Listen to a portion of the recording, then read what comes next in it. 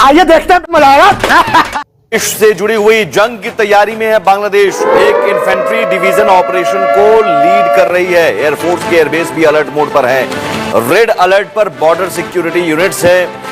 Bangladesh army को पाकिस्तान से मदद मिल रही है। India over the period of time कामयाब हुआ है ये नैरेटिव बिल्ड करने के अंदर कि भारत जो है वो हिंदू माइनॉरिटीज को प्रोटेक्ट करने के लिए कुछ भी करेगा। भारत की 68 बड़ी हस्तियों ने पीएम मोदी से हस्तक्षेप की मांग की है, जिसमें पूर्व आईएएस और आईपीएस अधिकारी हैं। इस चिट्ठी में बांग्लादेश में हो रहे हिंदुओं पर अत्याचार का जिक्र किया गया है, जिसमें यह साफ तौर पर कहा गया है कि अब आपको हस्तक्षेप करना चाहिए। देश में इस वक्त जिस तरह का माहौल है, ऐसा होने की संभावना बढ़ती जा रही है कि सुबह रात की नींद लेकर के हम और आप उठें और सुबह सुबह हमें आपको पता चले कि भारतीय सेना फाइनल एक्शन के लिए बांग्लादेश में घुस चुकी है। लोग हमेशा 1971 की बात करते हैं, इंडियन आर्मी, उसके वैलर, उसकी वीरता, उसके त्याग, उसके बलिदान की बात करते हैं।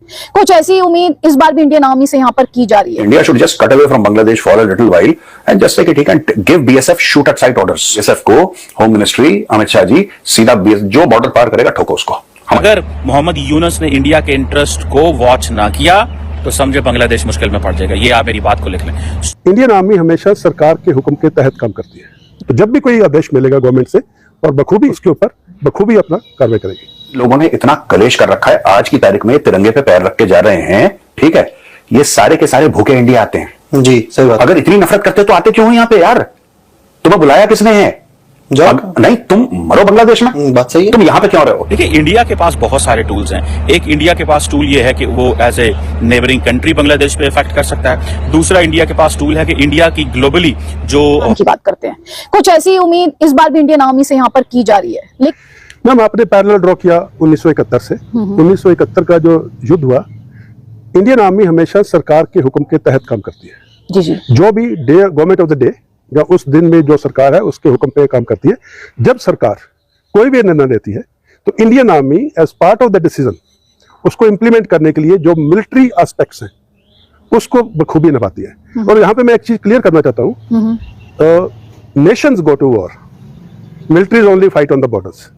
जब मैं कहता हूँ कि देश जंग में जाते हैं, मिलिट्री सिर्फ बॉर्डर पे लड़ती है, उसका मतलब है कि जब कोई देश जंग लड़ने की सोचता है, या अपने आप को डिफेंड करने की, या अपने सिटीजन्स को, या अपने इंटरेस्ट को डिफेंड करने के लिए जंग ज्वाइन करता है, जंग में शामिल होता है, तो मिलिट्री बॉर्डर पे लड़ती है। डिप्लोमेसी फॉरेन कंट्रीज के साथ में ऐसे हालात क्रिएट करती है। इकोनॉमी है, जो इंडस्ट्री जो है, जो इंटरनल जो सिटीजनरी है, वो अपने प्रोडक्शन को और बढ़ा के मिलिट्रीज को, डिप्लोमेसी को सपोर्ट करती है। पॉलिटिकल रेजोल्यूट डिसीजंस उस जंग में शामिल होने के लिए एक डिसीजन लेते हैं। So it's a whole of nation approach. Every citizen contributes to our efforts. तो ये भावना मैं आपके जरिए दर्शकों को बताना चाहता हूं कि ये भावना कि सिर्फ मिलिट्री इंडिपेंडेंटली जंग लड़ती है, गलत है।